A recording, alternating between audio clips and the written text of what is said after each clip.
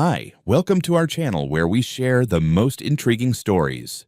When a century-old Kentucky farm becomes the target of a power-hungry HOA chairwoman, Jonathan John Brooks faces an unexpected battle. Armed with his loyal dog, Ranger, and an unyielding sense of justice, John must protect his family's legacy against mounting threats, lies, and a scheme to destroy everything he holds dear.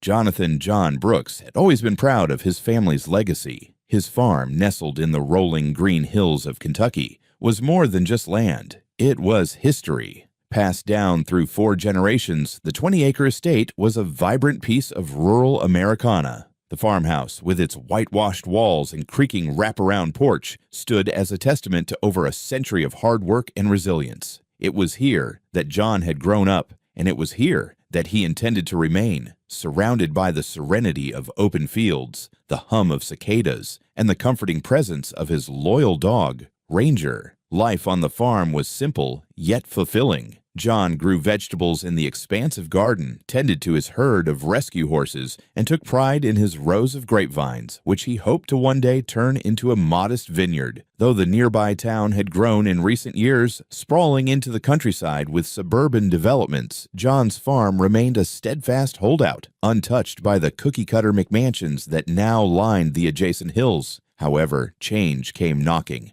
quite literally. 6 months earlier, a new neighborhood had sprung up on the Johnson family's former farmland next door. Dubbed Silver Hills, the development boasted luxury homes, neatly trimmed lawns, and a notoriously strict homeowners association, an HOA.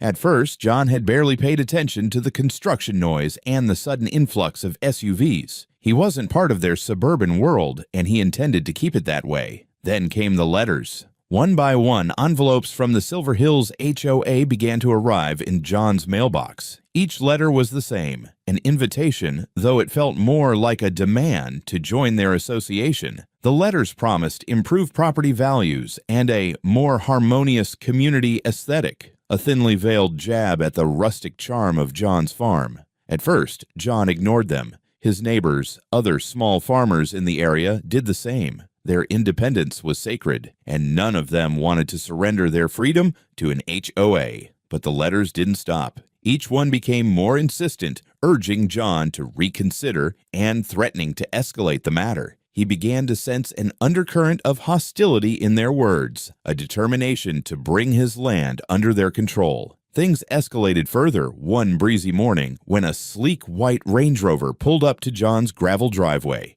Out stepped a woman who radiated authority and entitlement in equal measure. Dressed in designer shoes and clutching a leather-bound planner, she introduced herself as Karen Winslow, the chairwoman of the Silver Hills HOA. Ranger, ever protective, growled low in his throat, his hackles rising. Karen shot a disapproving glance at the dog before turning her sharp gaze to John. "Mr. Brooks," she began in a tone that brooked no argument, "we need to discuss your property and its impact on our community." As John leaned against his porch railing, arms crossed, Karen launched into a rehearsed speech about property values and community standards. She pointed to his weathered white house, his wooden fences, and his vegetable garden as concerns that needed to be addressed. Her demands were laughable. Replace the fences with aluminum, remove the garden entirely, and repaint the house in one of their approved neutral tones. She even suggested relocating his horses, claiming they were disruptive to the suburban aesthetic. John listened in stunned silence before cutting her off. "Ma'am, this farm isn't part of your HOA. It's been in my family for over 100 years, and it's staying exactly the way it is." Karen's nostrils flared. "We'll see about that," she snapped, before turning on her heel and marching back to her car. As the Range Rover sped away, kicking up gravel, Ranger barked at its retreating form, a sound that echoed John's own frustration. Karen Winslow's visit left a sour taste in John's mouth, but he tried to brush it off. He had dealt with pushy people before, and he figured that would be the end of it. However, Karen was not one to back down. Just 2 days later, an official-looking letter arrived in John's mailbox. The envelope bore the Silver Hills HOA logo, and its contents were even more audacious than Karen's earlier demands. The letter detailed a list of violations on John's property: the unpainted fences, the vegetable garden visible from public roads, and the presence of livestock, which they claimed was a nuisance. Most infuriatingly, it concluded with a demand that John allow the HOA to inspect his property within the week to ensure compliance with their regulations. John was livid. He knew that his farm was entirely outside the HOA's jurisdiction and had the deeds to prove it. Ignoring the letter, he instead reached out to his attorney, Liana Rivers, a sharp, no-nonsense professional who had handled his family's legal matters for years. Liana reassured John that the HOA had no legal authority over his property. She sent them a cease and desist letter, warning them that any further harassment would result in legal action. John thought this would put the matter to rest, but he underestimated Karen's determination. Days later, while he was running errands in town, Karen struck again. She arrived at the farm with 2 other HOA board members in tow, clipboards in hand and cameras slung over their shoulders. They ignored the private property signs and marched straight onto the land, snapping photos of the house, the garden, and even the barn. Their blatant trespassing was caught on John's security cameras. Worse, they attempted to open the barn doors, breaking a latch in the process, and took pictures of the horses as if building a case against their presence. As Karen posed dramatically near the garden beds for one of her colleagues to photograph, she didn't notice the sharp growl echoing from the shadows. Ranger had been watching them the entire time. The loyal dog barked furiously, sprinting across the yard toward the trespassers. Karen screamed, dropping her clipboard as Ranger lunged, his growls echoing through the air. The board members scattered in all directions, one of them barely making it over the fence before Ranger nipped at his heel. Karen and the others fled to their car, leaving behind scattered papers and a deep silence that felt like justice. When John returned home later that afternoon, he noticed a small crowd gathered near his driveway. To his shock, Karen was standing at the forefront, loudly declaring to the assembled neighbors that his vicious dog had attacked an innocent HOA representative. She brandished a bandaged foot as proof, claiming that Ranger had escaped the property to bite one of her team members. The murmurs of concern among the crowd made John's blood boil. Without saying a word, he calmly ushered Ranger back inside, his mind already racing. Later that evening, he reviewed the security footage from his cameras. The recordings were crystal clear. Karen and her team had trespassed, damaged his barn, and provoked Ranger. Armed with evidence, John prepared for the next battle. He wasn't about to let Karen's lies go unanswered.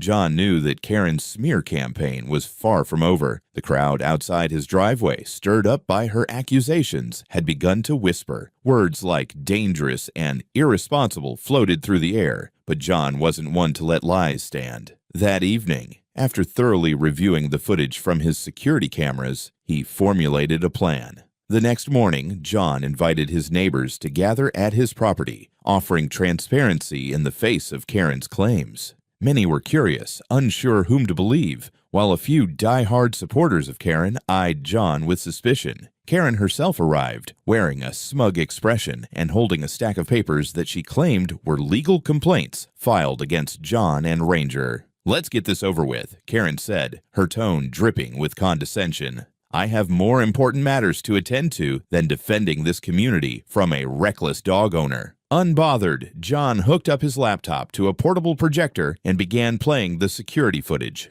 The crowd watched as Karen and her team blatantly ignored the no trespassing signs, stepped onto John's property, and photographed every corner of his land. Gasps erupted when the footage showed them breaking the latch on the barn and peering inside. The final blow came when they saw Karen pose near the vegetable garden, completely unbothered by the barking of Ranger, until the dog charged to defend his territory. The video clearly captured Ranger staying within the property boundaries, proving he hadn't attacked anyone unprovoked or left the premises. The moment when one of Karen's team members tripped and fell during their hasty retreat drew a mixture of stifled laughter and shaking heads. Karen turned crimson, her confidence visibly shaken. "This doesn't prove anything," she blustered. "Your dog is still a threat." John's voice cut through the growing murmurs of the crowd.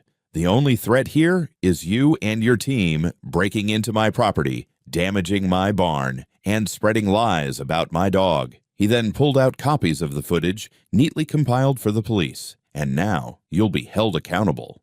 As if on cue, the sheriff's patrol car pulled up to the driveway. Deputy Michaels, a no-nonsense officer well acquainted with John, stepped out. "Mr. Brooks, you called." "I did," John said, handing over the evidence. "I'm reporting criminal trespassing, property damage, and false allegations against me and my dog." Karen tried to interject, waving her stack of papers. "This man is endangering the entire community.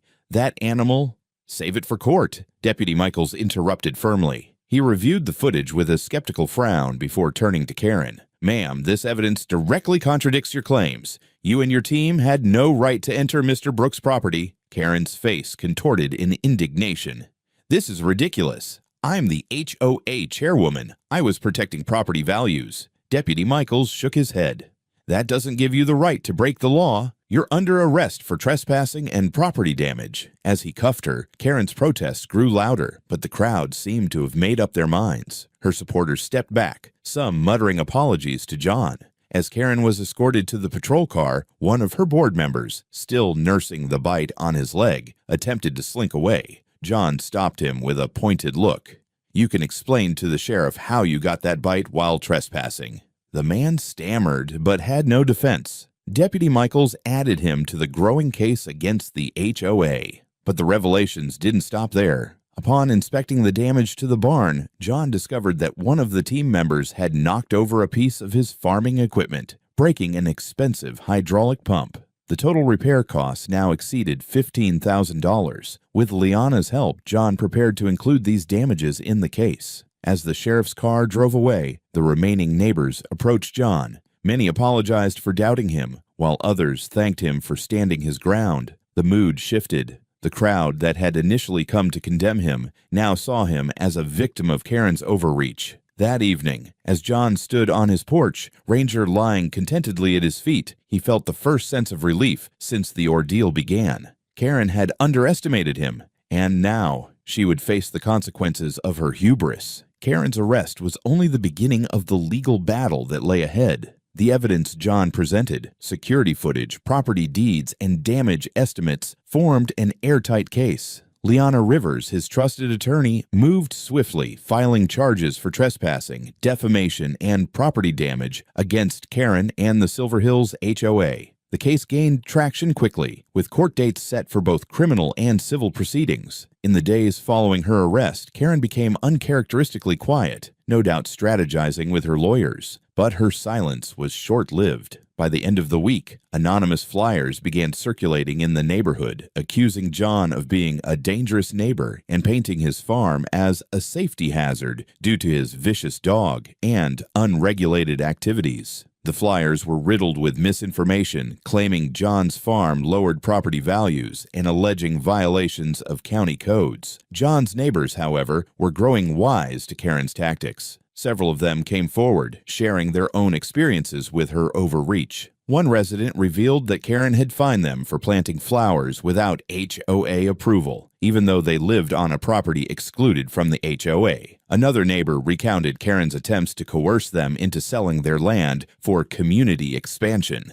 Despite the growing support for John, Karen was not finished. Late one night, under the cover of darkness, a group of vandals broke onto John's property. They tore down sections of his fence, spray-painted insults on his barn, and overturned several vegetable beds. One of the cameras captured a glimpse of Karen's unmistakable white Range Rover parked just outside the property line during the attack. John reported the incident to the sheriff's office immediately, adding vandalism to the growing list of charges against Karen and her accomplices. The damage was extensive, costing thousands in repairs and lost crops. But Karen's biggest mistake was leaving a trail. One of the vandals had dropped a phone during the chaos, which the police quickly traced back to a Silver Hills HOA board member. The discovery led to a further escalation in the case. The vandal's phone contained text messages linking the attack to Karen, who had orchestrated the entire incident in an effort to intimidate John into backing down. Instead, the evidence only strengthened his resolve. The community began to rally around John. Farmers and neighbors alike offered their help to restore the damaged property, while some residents of Silver Hills started questioning Karen's leadership. A petition circulated, demanding her immediate resignation from the HOA. As the case headed toward trial, Karen's allies grew fewer, and her desperation more apparent. John, meanwhile, stood firm. He refused to be intimidated and vowed to see justice served, not just for himself, but for everyone Karen had wronged in her relentless pursuit of control. The court ruling came as a seismic shift for both John and the entire Silver Hills community. The evidence against Karen was overwhelming.